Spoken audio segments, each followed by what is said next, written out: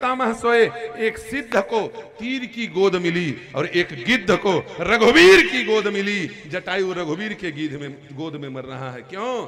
क्योंकि अधम होते हुए भी, निम्न होते हुए भी, नीच होते हुए भी, सड़ा गला मांस खाने वाला होते हुए भी उसने अधर्म के पक्ष से नहीं लड़ा, उसने धर्म का पक्ष लिया। किसका पक्ष लिया?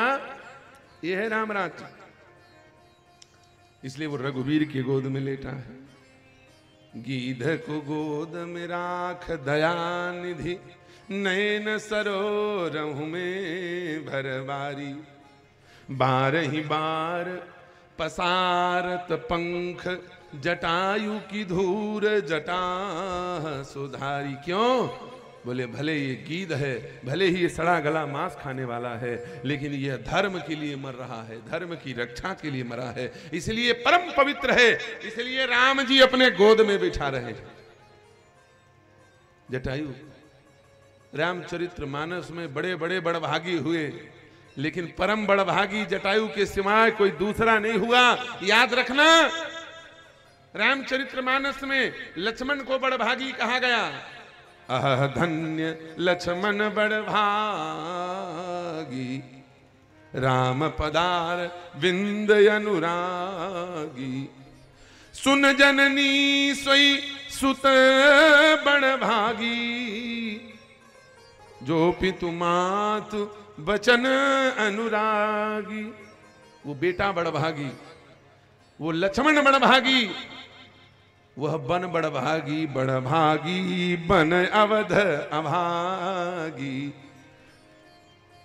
बन बड़भागी, कितने बड़भागी हैं?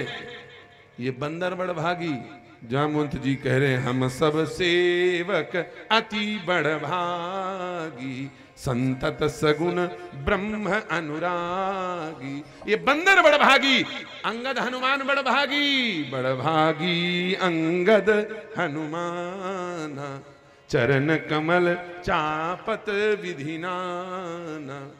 लेकिन याद रखना, सब बड़भागी हैं। कोई बड़भागी है, कोई अति बड़भागी है, लेकिन पूरे रामचरित्र मानस में केवल एक व्यक्ति ऐसा है जो परम बड़भागी है, और वो है गीध, जटायु।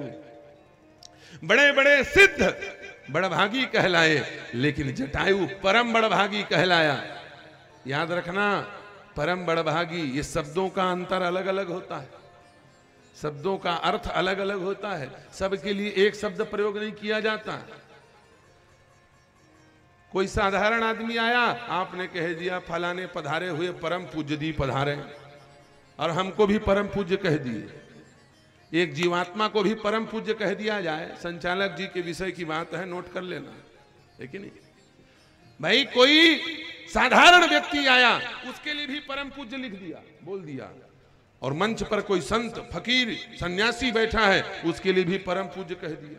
दोनों के लिए बराबर नहीं कह सकते, दोनों के लिए बराबर शब्द का प्रयोग नहीं, शब्दों का अंतर है अलग अलग।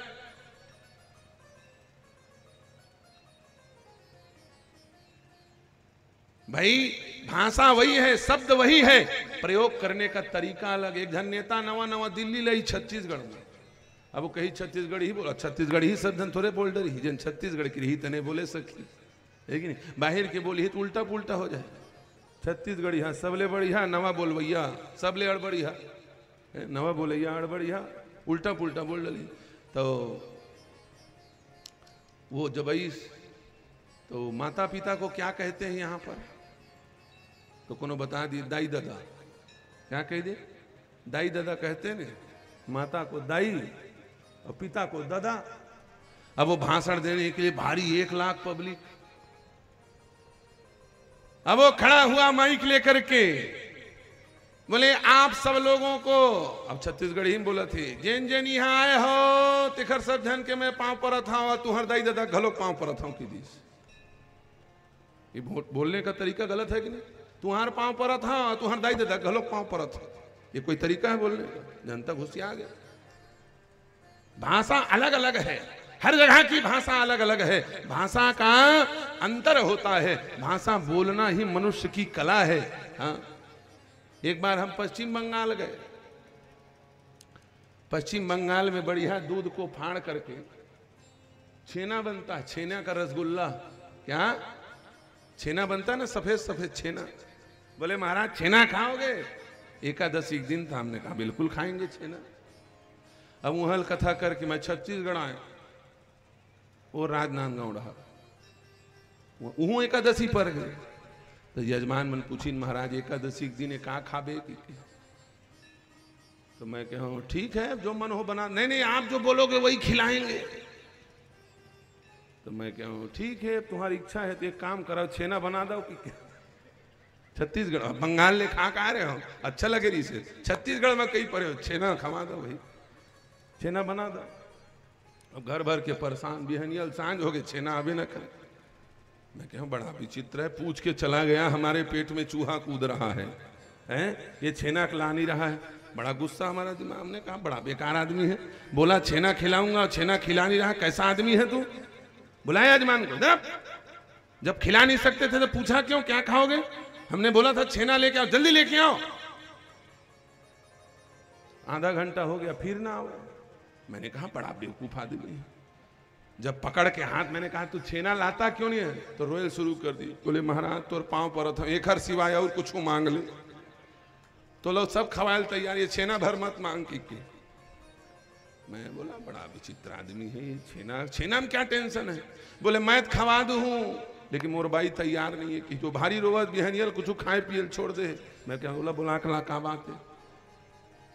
मैं कहा भोजन क्यों नहीं किए हो? बोले महाराज हमार का संसार में अभागी कौन हो ही की? संत महात्मा ले देखते दुरिहल हमारे गांव में पहुंची, हमारे घर में पहुंची, और भगवान जाने कौन बात मत गुस्सी आगे है, जिन ल कोनो नहीं खावे तेन ल खाऊं की थस खावर गुस्सिया है तेन ल बता दिए छेनल का, तो छेना छोड़ और कुछ मांग ले। मैं बोला बड़े बेवकूफ आदमी हो, देखो नौटंकीबाजी मत करो, जल्दी जल्दी बनाओ।